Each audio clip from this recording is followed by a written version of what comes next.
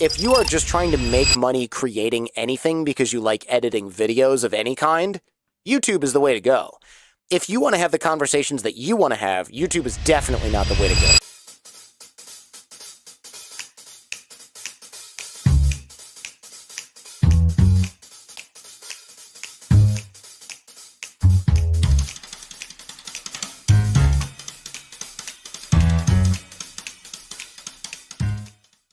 Hey everybody, Philip here. Just a quick reminder that this is part 2 of my interview with Jordan Harbinger. If you've not already watched it, head over to part 1 when this episode is done and learn what it's like to be a 14-year-old phone hacker and how Jordan started a tourist company that took visitors to North Korea.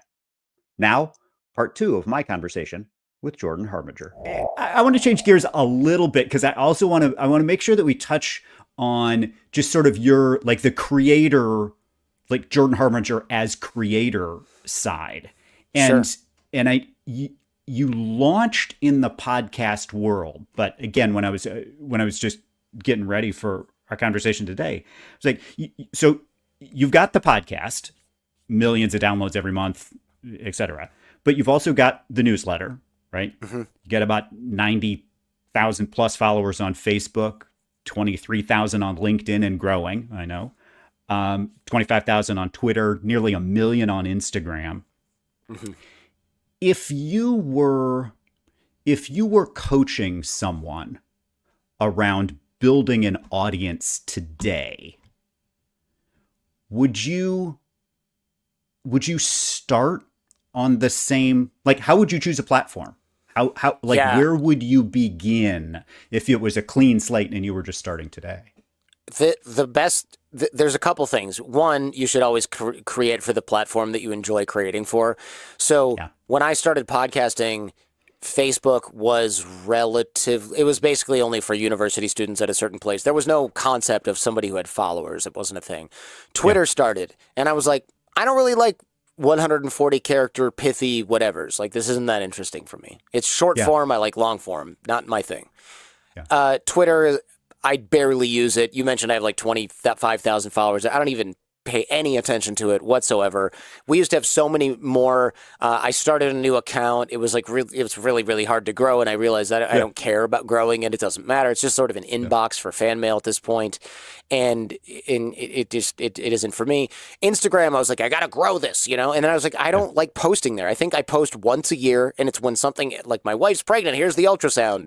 I got a billboard in Times Square that says the Jordan Harbinger Show. Here it is. It's like, that's it. I'm not Mr. Here's what I had for lunch. I don't do that stuff. I don't even post clips of the show really because I just don't care. I don't enjoy creating for it. There's minimal platform cross promotional opportunities. There's not people who post stuff on Instagram. It's very hard to get people to go from Instagram over to your audio podcast. It just doesn't really happen that often. It happens in such small numbers. You'd need a whole team to grow each one of those things. Not totally worth it.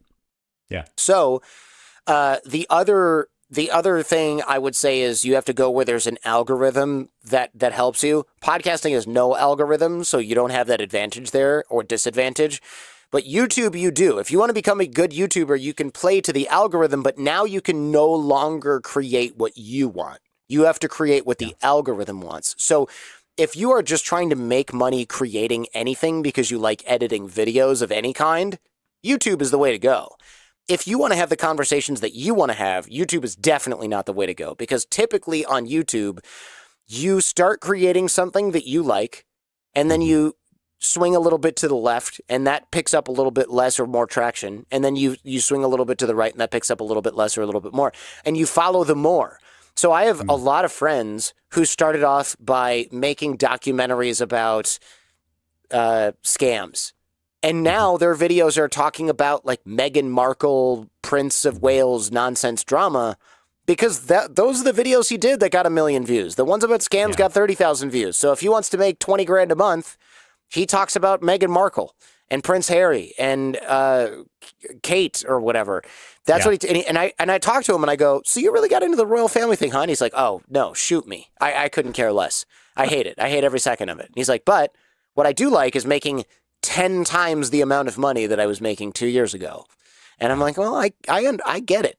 I get that. Going from $100,000 a year to $360,000 a year is a big lifestyle jump. That is massive. Yeah.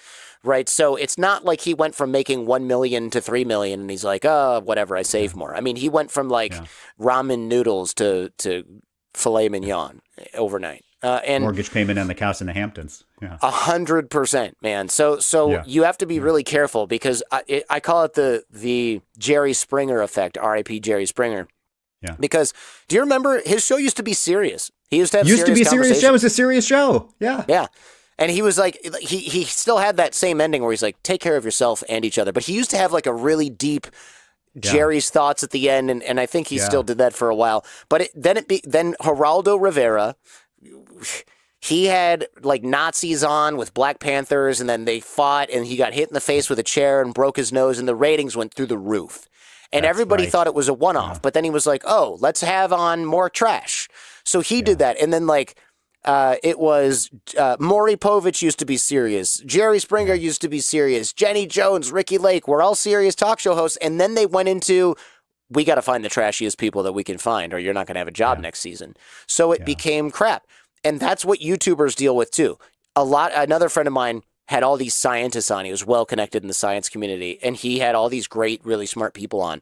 Now his show is like, actress that still looks pretty good but hasn't worked in 5 years and her thoughts on, I don't know, manifesting your dreams or something.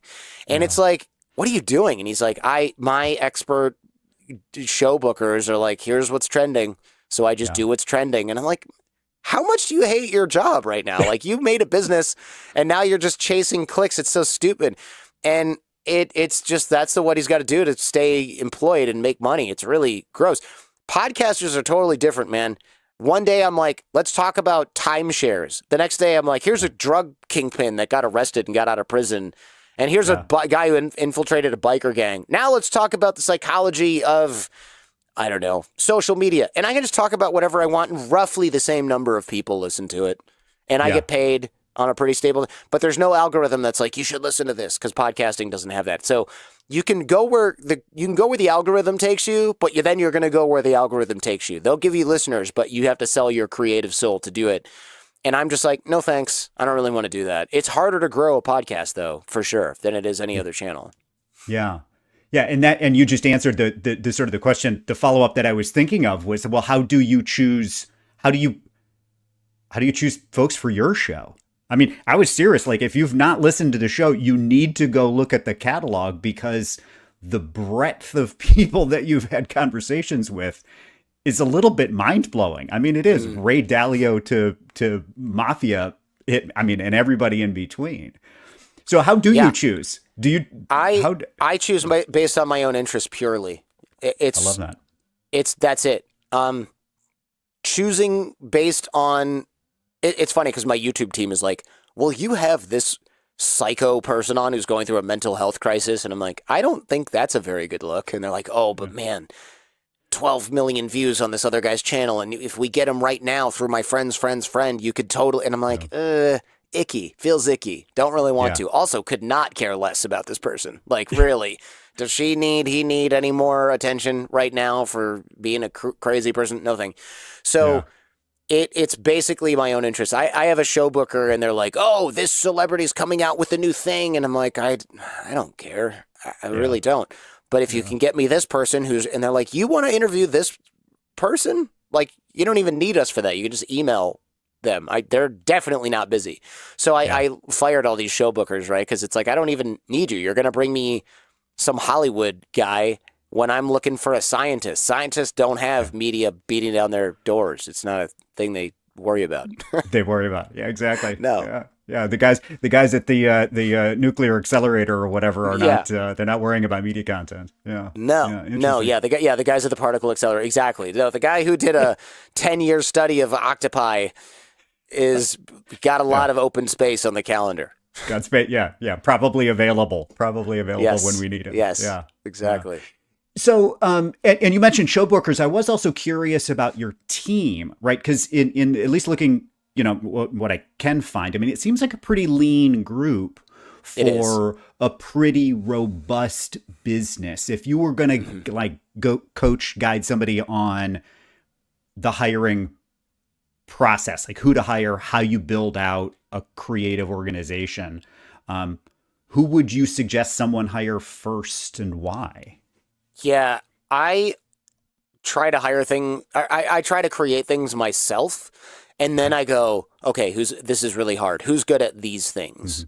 And then I try to hire, it sounds obvious, but then I try to hire those people. What I see other folks do, which I find interesting and probably a bad idea, is they go, oh, I don't know anything about this and I don't want to learn it, so I'm going to hire someone. Okay. And it's a good recipe for getting taken advantage of. Like, don't get me wrong, if you don't have a technical skill, okay, you don't have a technical skill, but you should understand essentials of that area.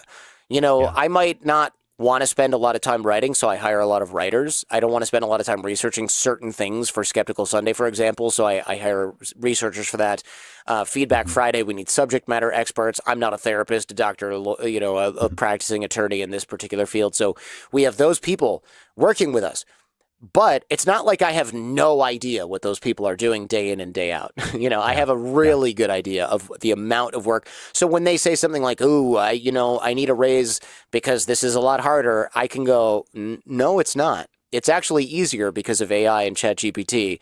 I will give you a raise commensurate with inflation, or, you know, we'll negotiate something that's fair. But I'm right now, there's a guy who's like, he told me this thing was going to be really simple, and somebody I know who's a developer was like, yeah, this is all he needs to do is this and this and this. The testing might take a while.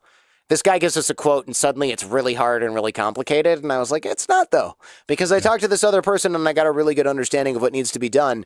And what part of this is the development? And he's like, oh, this part. And I'm like, what part of this is the testing? I want a separate quote for that.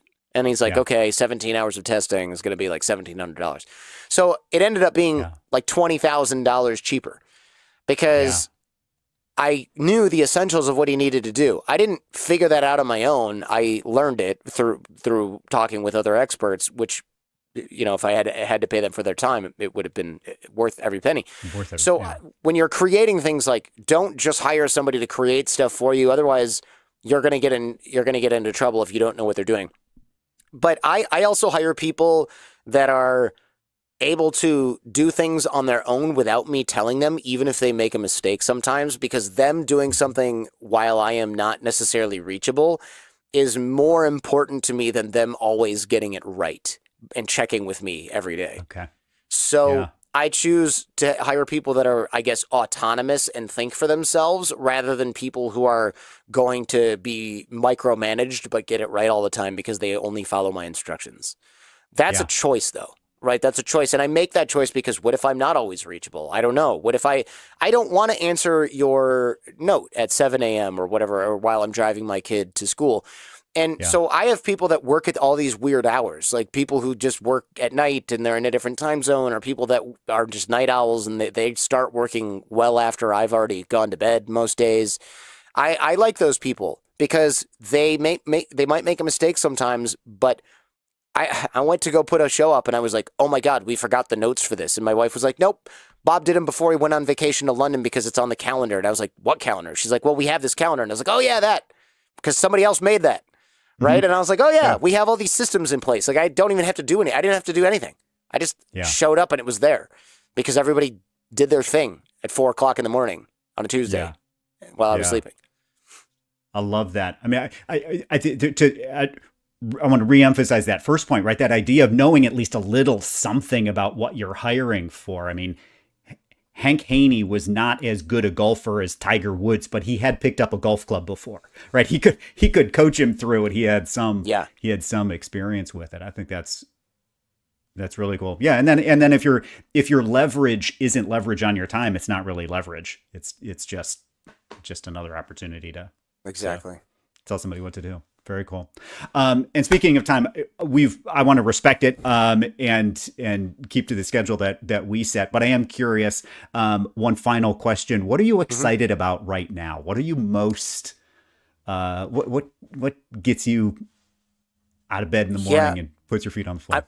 I mean, of course, you know, having kids at this age, 2 and 4, is really amazing. But things that other people care about that I'm excited about, I really do. I really find myself to be quite fortunate in that I can talk about things that I'm interested in almost without bound.